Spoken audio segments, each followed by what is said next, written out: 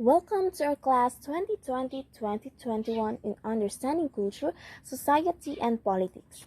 Today, we will start our new learning, new beginning, and new journey of your life. Here are the objectives of this lesson. At the end of the chapter, the students will be able to define the concept of identity and relate it to society and culture, define the social sciences and describe its various fields of study, discuss how each social science contributes to understanding society, culture, and politics. Describe how social backgrounds shape views about society and the world. Analyze social, political, and cultural change and give examples of each. Relate their observations on social differences, social change, and identities and discuss their interrelatedness, and demonstrate an interest and willingness to explore the origins and dynamics of culture, society, and politics. As we move forward to our discussion, you will begin to understand that your daily experiences are connected with the realities and phenomena that define our society. But before that, let me ask you, have you ever wondered why some people are different from you and from one another? How will you describe your social background and identities? Well, try to introduce yourself to your classmates by telling him or her at least 5 of your identities and try to compare your list with that of your classmate. What do you think are the similarities and differences and identity do you have? Take a look of it. This time, we will define identity, culture, and society. Identity is the distinctive characteristic that defines an individual or is shared by those belonging to a particular group. Identities are important because they shape individual and group behavior as well as people's view about other people and society. People may have different identities depending on their role as a person. We may not define one another based on his or her appearance, but only those people who are accompanied by him or her in an organization, or in a group, or in other aspects. Identity could be shaped by the environment in which that person engaged himself or herself, and sometimes what person always adapted turns into his or her culture, the adaptation of one's environment.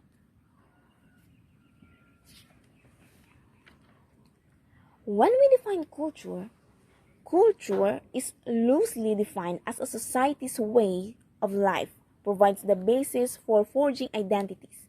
It allows people to understand themselves in relation to others and provides them a lens through which they base what is considered the right way of doing things. So there are material and non-material aspects associated with culture, clothes, music, and foods. So those are examples of material things that comprise one's culture. Interpretations of others' behavior, especially the basis of what we regard as right or wrong, are examples of non-material dimensions of culture. While the term society refers to a group of people living in a community. So meaning, society means people as one, for they share their laws, tradition, values in a particular community. So let's move on a social, cultural, and political change. The concept identity is related to social, cultural, and political change. People's individual and collective identities have oftentimes transformed social order and paved the way for lasting change. Instance, when Filipinos first held elections in thousands, only Filipino males vote and participate in politics. However, when Filipino women became more educated, either in Philippines or abroad, they enlightened about their rights, particularly suffrage or the right to vote. That's why Filipino women today can vote because of what they've done in the past. The campaign for women's suffrage gained through ground in 1930s. The framers of the 1935 Constitution allowed women to vote by virtue or a law that was passed by the National Assembly. The law mandated a plebiscite on the question of a Filipino women's suffrage, which required at least 300,000 votes to grant women the right to vote. The result of the plebiscite, held in 1937, yielded more than votes in favor of women's suffrage. So, the outcome forever changed the way women are regarded in society. So, before attaining the right to vote, women were merely perceived as nurturers of their families with limited role in the public sphere. The suffragist movement is said to be the precursor of current rights that Filipino women enjoy. It is also a good example of how political and social changes have transformed Filipino women's identity. The phenomenon of international migration has also changed Filipino identities and beliefs. It is said that 10% of the Philippine population is now abroad either as temporary migrants or permanent immigrants. With this, Filipinos have grown accustomed to families with members whose identities are not entirely Filipino. So this is not to say that Filipinos do not have an impact on their countries of destination. In the United States, particularly in California, Filipino restaurants and groceries abound. Filipino nurses are also known abroad because of their kindness and care for their patients, particularly the elderly, which is revered Filipino trait. So these examples manifest that international migration is creating social, cultural, and political changes both here and abroad. We have also anthropology, sociology, and political science.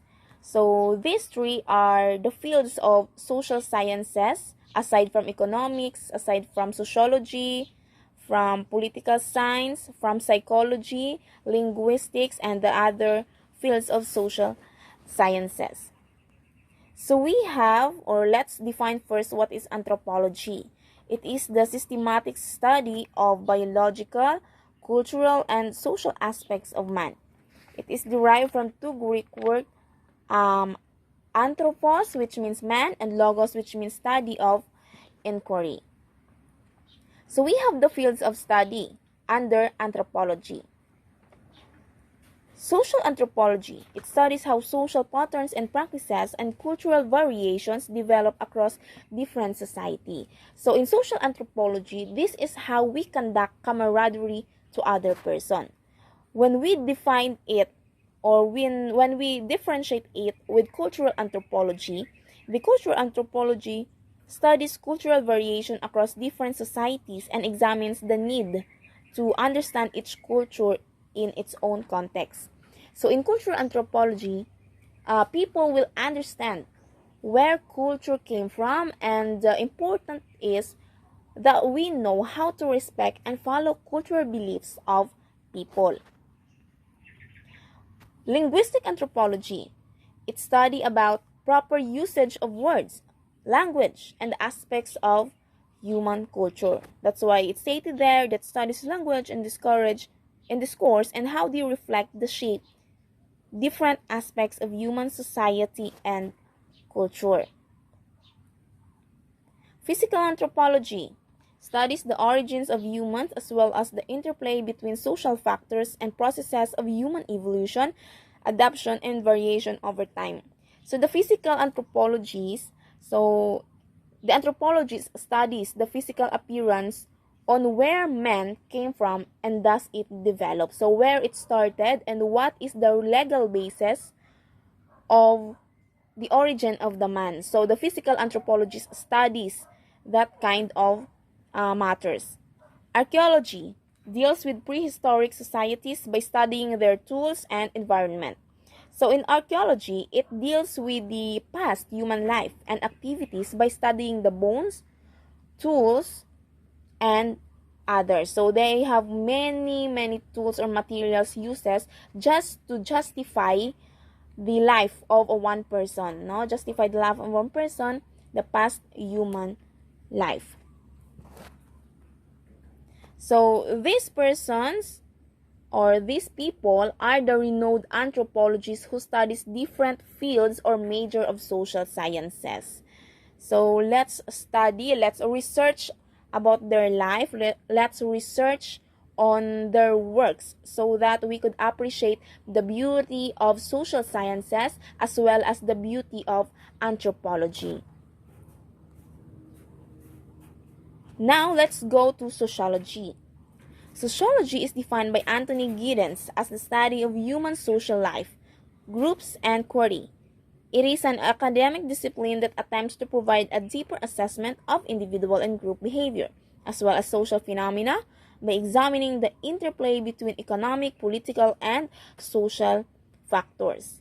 So the major of sociology examine and present new insights and perspectives on different elements and aspects, such as culture, gender, race, and ethnicity. It talks about people. That's why people belongs to sociology. So it explains the basis of social order and social change. So there are sociologists who shape the works in sociology. Emil Durkheim, Herbert Spencer, Karl Marx, Max Weber, and Auguste Comte. So let's just research about their lives. Let's research about their background so that we will know, or we will deepen our understanding about this sociology. So next we have this political science. So we are really familiar with political science because all over the world we are engaging in politics. So political science is the systematic study of politics, which Andrew Hewood described as the activity through people make, preserve, and amend the general rules under which they live. So in short, political science analyzes the fundamental concepts, theories, and doctrines related to politics, such as power and authority and justice. So we will shorten the definition of political science because we are already familiar with this, and we should read more and more reading materials to define what political science is, and we should also share our knowledge to all your classmates, to other people, so that they could understand what is political science. So this time let's end already our topic, and we will have our short activity regarding with the lesson that we discussed. So your activity for this day, or your activity for this lesson. So conduct a mini survey among your classmates, barkada, and family. Ask each group to identify 3 traits that describe you. Compare each and come up with a consolidated list of your common traits. Use the graphic organizer below as a guide in the activity and answer the following questions.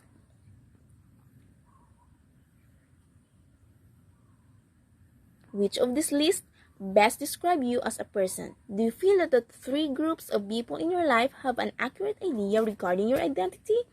Which of this list do you prefer to be known by other people as a good description of yourself, and why? Point out trait identified by a group but which is not known by another group. If this trait were known by the second group, would this trait be readily accepted by them? Okay, can you please answer this question regarding with the activity that you have gained, that you have gathered? Okay, so thank you so much for listening. Thank you so much for reading our lesson for today.